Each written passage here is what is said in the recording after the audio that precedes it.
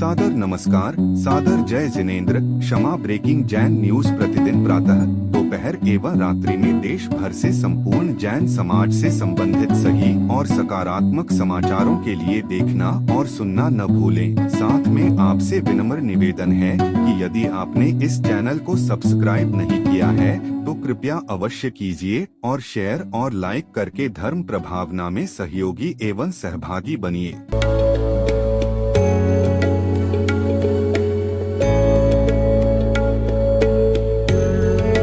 ऐसी संस्था जो जैन आगम के पथ पर बढ़ने वाले साधुओं की सेवा में दे रही है अपना योगदान और उनके आहार विहार में निभा रही है अपनी अहम भूमिका। साधु सेवा धाम भगवान पार्श्वनाथ धाम काकोरी लखनऊ जो विहार न करने वाले साधुओं के आहार एवं विश्राम की कर रही है संपूर्ण व्यवस्था। आप भी ऐसी ही संस्था के साथ जुड़कर करें अपनी चंचला लक्ष्मी का सदुपयोग। एक दिन का आहार मात्र 2100 रूपए एवं आजीवन 11,000 रूपए। इसके अलावा वर्ष में 2 दिन आपकी ओर से आहार एवं आपका नाम शिलापट पर किया जाएगा अंकित। बैंक डिटेल्स भगवान Parshvanath Dham trust, bank of Baroda, Chowk branch Lucknow. खाता संख्या 064501000291154। IFSC code BARB0 LUCKNO। दान राशि एवं अधिक जानकारी के लिए संपर्क करें 7007783995 9452017984।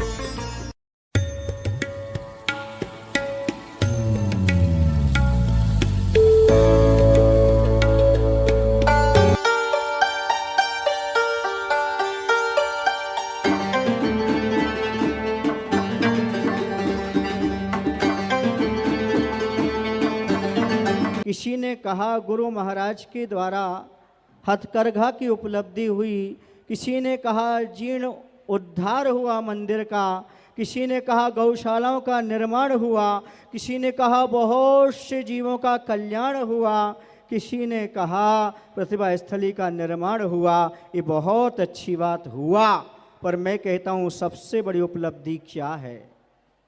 सबसे बड़ी उपलब्धि यदि गुरु महाराज की मिलने की है तो वीतरागता की जीवंत प्रतिमा के दर्शन। यदि कहीं वीतरागता की जीवंत प्रतिमा के दर्शन होते थे तो आचार्य भगवंत विद्यासागर की मुद्रा को देख करके जीवंत प्रतिमा के दर्शन होते थे। उन्होंने मात्र हमें वीतराग पथ बताया, वीतराग मार्ग बताया। मैं आपको एक संस्मरण सुनाना चाहता हूं। यह भोपाल का संस्मरण है। जीर्णों के मंदिर में प्राचीन प्रतिमाएं हैं, उनके हम सभी मुनिराज दर्शन कर रहे थे आचार्य महाराज के साथ। एक सज्जन ने पूछ लिया, आचार्य जी ये प्रतिमा जी हैं, इन प्रतिमा में कोई चिन्ह अंकित नहीं है, इनका चिन्ह क्या होगा? आप लोग अच्छी तरह से सुनना। आचार्य जी कितने अच्छी तरह से लोगों को संतुष्ट करते थे। आचार्य ने उसका उत्तर दिया कि वीतरागता ही इस प्रतिमा का चिन्ह है। अर्थात आपके भगवान कोई होते हैं तो वीतरागी होते हैं, आपका ईश्वर कोई होता है तो वीतरागी होता है, आप जिसकी आराधना करना चाहते हैं वो मात्र वीतरागी होता है। ये आचार्य भगवंत ने थोड़े से संकेत में बहुत बड़ी बात कह दी। आचार्य की 2 विशेषताएं थी। पहली विशेषता थी किसी को कुछ ना दिए हुए ही संतुष्ट कर देना। भले वो किसी को कुछ ना दें लेकिन संतुष्ट अवश्य कर देते थे।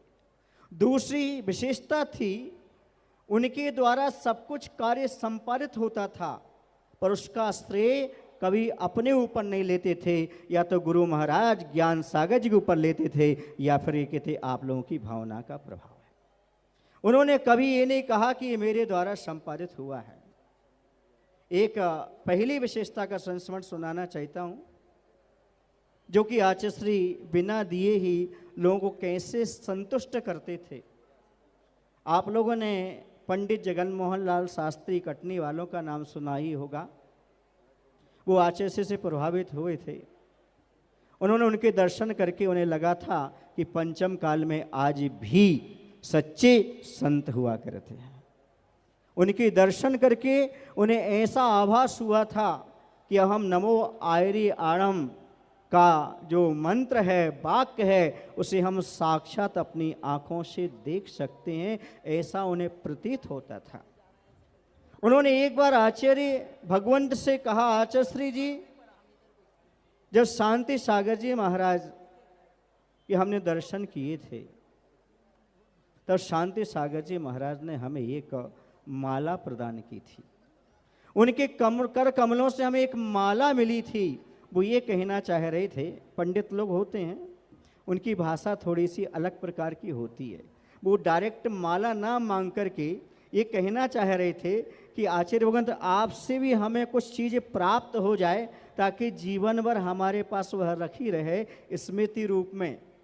तो आचार्य जी ने दिया तो कुछ नहीं, क्योंकि कुछ रखते ही नहीं थे, माला वगैरह स्वयं नहीं माला फेरते थे, अपने हाथ से ही जप करते थे, तो क्या माला देंगे। तो आचार्य जी ने एक ही बात कही, सुनना अच्छी तरह से, कैसे बिना दिए हुए आचार्य जी सामने वाले को संतुष्ट कर देते थे। आचार्य जी ने कहा, आपको आचार्य शांति सागर जी महाराज ने एक माला दी थी, हमें आचार्य ज्ञान सागर जी महाराज ने माला माल कर दिया। संकेत समझे आप, माला माल कर दिया अर्थात जिसने संयम प्रदान कर दिया, जिसने संयम ले लिया, उसने जीवन में कमाल कर दिया और उसका जीवन माला माल हो गया। आचार्य ये कहना चाह रहे हैं, पंडित जी, हम यदि आपको दे सकते हैं तो माँ संयम दे सकते हैं, हम संयमी हैं और आपको संयम प्रदान कर सकते हैं। ये आचार्य की बिना दिए हुए संतुष्ट करने की जो शैली थी, वो अपने आप में बहुत महत्वपूर्ण थी। ऐसे कई प्रसंग हैं, समय कम होने के कारण दूसरी बात मैं कहना चाहता हूँ, आचार्य सब कुछ उनके द्वारा संपादित होता था, पर वो कभी नहीं कहते थे ये कार्य मेरे द्वारा संपादित हुआ। पेंड्रा गांव में आचार्य भगवंत को एक हार्पिस रोग हुआ था। सबको मालूम है पैर में बहुत तकलीफ होती है। वो हार्पिस रोग दूसरे वर्ष मुझे भी हुआ था, तो मुझे मालूम है उसका अनुभव क्या होता है। एक बार आचार्य ने कहा भी था, कुंथू तो हमारा अनुभव कर रहे हो, मैं इस रोग से गुजर चुका हूँ, इसमें कितनी तकलीफ होती है मैं जानता हूँ। हवा लगने पर ऐसा लगता है जैसे बिच्छू काट रहे हों, और ज़मीन पर पैर रखने से ऐसा लगता है जैसे सुइयाँ चुभ रही हों। उस समय आचार्य भगवंत पेंड्रा गांव से एक दिन में 4 किलोमीटर चलना था, लेकिन 12 किलोमीटर चल करके आ गए। तो हम लोगों ने आचार्य से हाथ जोड़ करके करबद्ध निवेदन किया, आचार्य जी, आप एक ही बार में इतनी तकलीफ में 12 किलोमीटर चल के कैसे आ गए। तो आचार्य ने कहा, मैं नहीं चल रहा था, आचार्य ज्ञान सागर जी महाराज चला रहे थे। स्वयं चल करके आए, लेकिन श्रेय किसको? आचार्य भगवंत को दे रहे हैं। ये है महापुरुषों का सबसे बड़ा लक्षण, स्वयं कुछ भी कार्य करें श्रेय दूसरों को देते हैं। एक दूसरा उदाहरण मैं आपको देना चाहता हूँ। गर्मी का समय था, विदिशा नगर में थे उस समय, टेम्परेचर लगभग 48 का था। उस समय ऐसा हुआ कि आचार्य भगवंत ने केशलुंच कर लिया। जब केशलुंच किया तो उस दिन उपवास और इतना टेम्परेचर, इतनी गर्मी, लेकिन अचानक 10 बजे दिन में ही बादल छा गए और रिमझिम बरसात हो गई। हम लोगों ने आचार्य से कहा, आचार्य जी, देवताओं ने आपकी तपस्या से प्रभावित होकर के ये ठंडा माहौल बना दिया। तो आचार्य ने कहा, मेरा कुछ नहीं है, ये सब आप लोगों की भावना का प्रभाव है। आप लोगों ने भावना भाई होगी कि आचार्य का केशलुंच है, इतना मौसम गर्म है, क्या होगा, ये सब आप लोगों का भावना का प्रतिफल है। कहने का तात्पर्य है, आचार्य स्वयं सब कुछ करते हुए कभी नहीं कहते थे कि मैंने ये कार्य किया है। ये उनकी सबसे बड़ी विशेषता थी। बात आती है संलेखना की, समाधि की। मैं कहता हूँ, आचार्य भगवंत ने जब हम लोगों की दीक्षा हुई थी, तब एक बात कही थी, हे मुनिराजो, आर्डर सो बार्डर। जैसे एक सैनिक होता है, जैसे सैनिक भर्ती होता है तो उसे आर्डर दिया जाता है, आपको बॉर्डर पर पहुंचना है, आर्डर सो बार्डर। अब वो विचार नहीं करता कि मुझे 1 वर्ष हुआ है कि 2 वर्ष हुआ है। जहाँ ऊपर से आदेश होता है आपको देश की सीमा पर जाकर के और तैनात होना है। अब सामने वाले की गोली कभी भी आपको प्रहार कर सकती है और परम वीर चक्र प्राप्त हो सकता है। वहाँ देश की रक्षा करते हुए मरण हो सकता है। इसी प्रकार से साधु का जीवन होता है। दीक्षा लेते ही समाधि की तैयारी में लग जाना चाहिए। आचार्य जी का कहना था सडनली कभी भी कोई भी घटना घट सकती है, कर्म का उदय आ सकता है, इसी दीक्षा लेते ही समाधि की तैयारी में लग जाना चाहिए। क्योंकि साधु शरीर को तो कृष करता ही है, एक बार आहार पानी लेता है तो साथ में कषायों को भी कृष करता चला जाता है। अभी पूज्य धवल सागर जी महाराज ने कहा आचार्य की 12 वर्ष पहले की तैयारी थी, पर मैं आपको लगभग 25 वर्ष पुरानी बात बता रहा हूँ। जब भोजपुर में थे, आचार्य ने अष्टमी के दिन केशतुंज किया था और केशतुंजन करके वहीं आगे घड़ी झाड़ियों के बीच में एक पत्थर की शिला थी, उस पर आचार्य विराजमान थे और वहाँ पर आचार्य एक हाथ जोड़ करके सर्वम निराकृत्य विकल्प जालम अमित गति आचार्य के सामयिक पाठ की यह श्लोक पढ़ रहे थे। तो मैंने आचार्य के पास जाकर के बैठ कर के पूछा, आचार्य जी आप जो श्लोक है ये कई बार पढ़ चुके एक को ही? तो आचार्य ने कहा मैं कई बार जो हमारे लिए आत्मा में जाने के लिए श्लोक सिद्ध होते हैं उनकी मैं एक माला तक फेर लेता हूँ।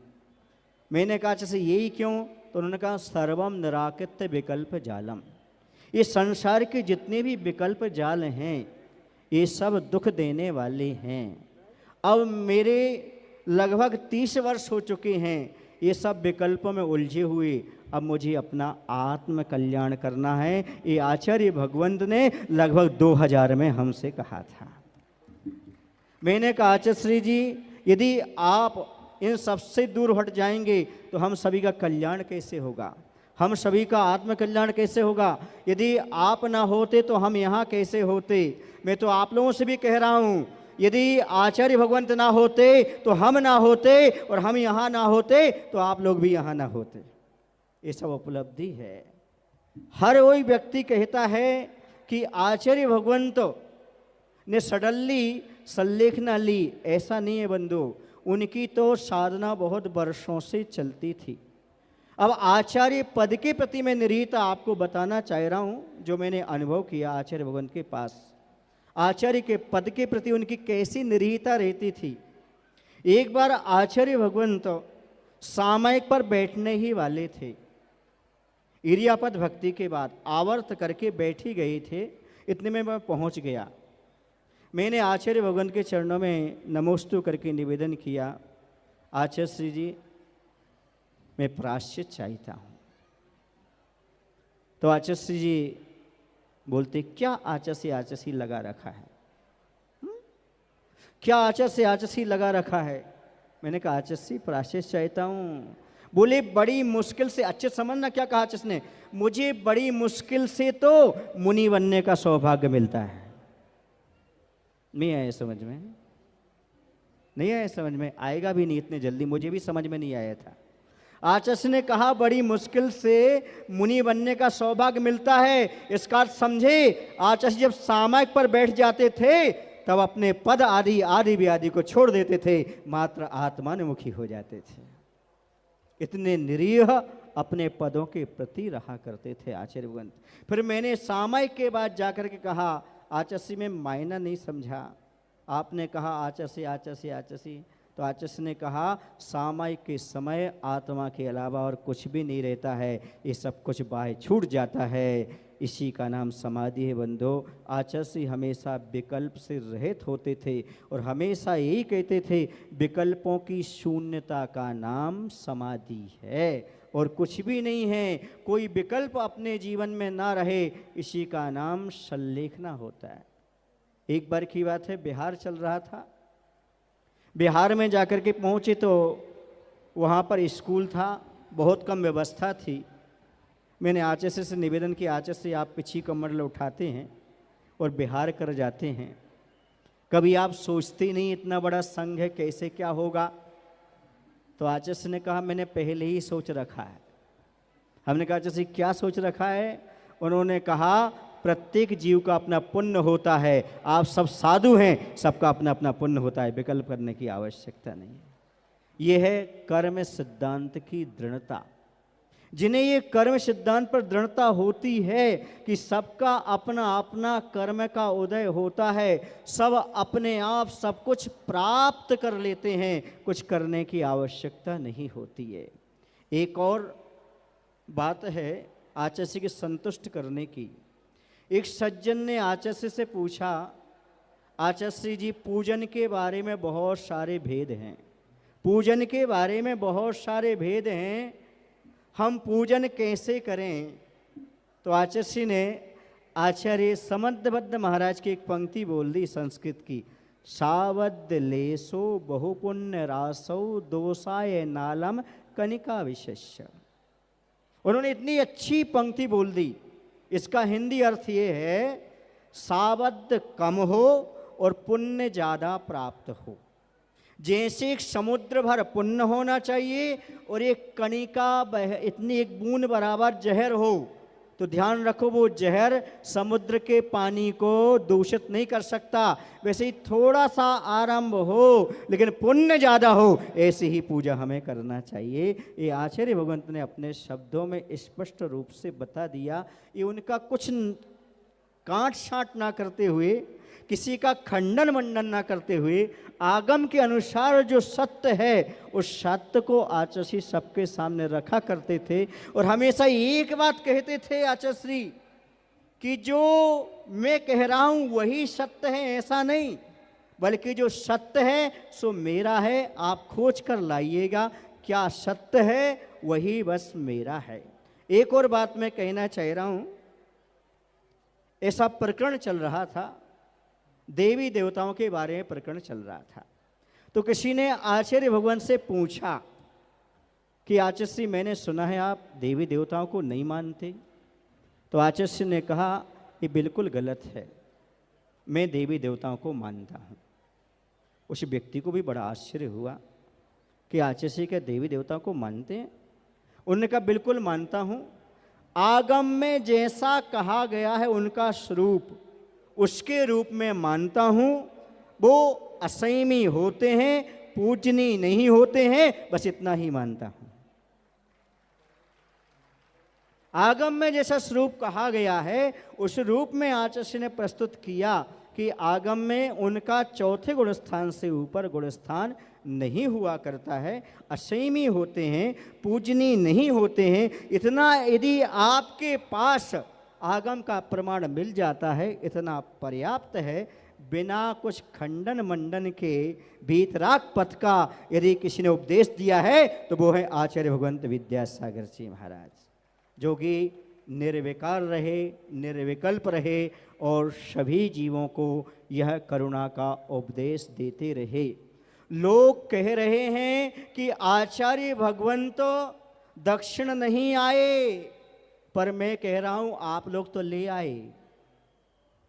लोग कह रहे हैं आचार्य दक्षिण नहीं आए, पर आप तो ले आए। यहाँ की भक्ति देखकर लग रहा है आचार्य भगवंत को आप हृदय में बिठा करके ले आए, बिठा करके ले आए। आपके हृदय में आज भी आचार्य भगवंत विराजमान हैं।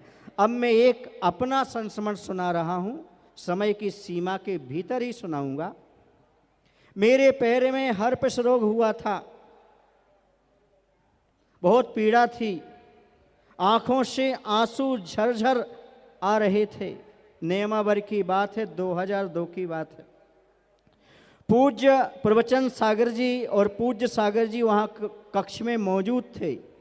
एक पैर हमारा नीचे था दर्द के कारण, एक पाटे पर रखा था और मैं ऊपर बैठा हुआ था पैर नीचे किए, और आंखों से आंसू आ रहे थे और मैं बोलता जा रहा था, आत्मा अलग है, शरीर अलग है। दर्द आत्मा को नहीं शरीर को होता है, तकलीफ आत्मा को नहीं शरीर को होती है, लेकिन दर्द हो रहा था तो आंसू तो झर रहे थे। आचार्य भगवंत को कोई मुनिराज लेकर के आए कक्ष में। आचार्य श्री महाराज जी की आंखों से आंसू झर रहे हैं, उनको बहुत तकलीफ है। आचार्य श्री जी देव वंदना के लिए बाद में गए, पहले उस कक्ष में आए। धन्य शुद्ध उपयोगी गुरु महाराज जो अपने शिष्यों पर इतनी करुणा और दया दिखाते हैं। और जैसे कक्ष के अंदर आए, सबको साइलेंट कर दिया। स्वयं जो नीचे पाटा था जिस पर मैं पैर रखे था उस पर आकर के बैठ गए। बैठने के बाद धीरे से पैर दबाने लगे। देखिए आचार्य भगवान क्या दबा रहे हैं, पैर दबा रहे हैं। अब आंख तो बंद थी और मैं कह रहा था कि आत्मा अलग है, शरीर अलग है, दर्द आत्मा को नहीं शरीर को होता है। आचार्य भगवंत जैसे दबाने लगे तो मुझे दर्द हुआ, तो मैंने कहा कौन है, क्योंकि आंख मेरी बंद थी। आचार्य से बोलती है मैं इतना नहीं कर सकता क्या। एकदम आवाज़ सुनी, मैंने हाथ जोड़ लिया। आचार्य श्री आप ऊपर तो बैठिएगा, आप वहाँ कैसे बैठ गए। तो आचार्य भगवंत बोलते हैं देखो कुंथु तुम्हें तकलीफ बहुत है, पर तुम क्या बोल रहे थे अभी। मैंने कहा आचार्य श्री मैं बोल रहा था आत्मा अलग है, शरीर अलग है, दर्द आत्मा को नहीं शरीर को होता है। आचार्य ने सीधा सीधा प्रति प्रश्न कर दिया, फिर ये आंसू किसके आ रहे हैं। यदि दर्द शरीर को है, आत्मा को नहीं है, तो आंसू किसके आ रहे हैं। तो मैंने कहा आचार्य श्री ये भी पुद्गल के उपकार हैं, ये भी पुद्गल के उपकार हैं, क्योंकि तत्वसूत्र में लिखा है बंधु ये सुख दुख आदि जो है ये सब पुद्गल के उपकार ही हैं। स्वाच्छोश्वास भाषा मन। मैंने कहा तो आचार्य श्री बोलते बहुत अच्छा, यही भेद विज्ञान रखना साधु का यही लक्षण है।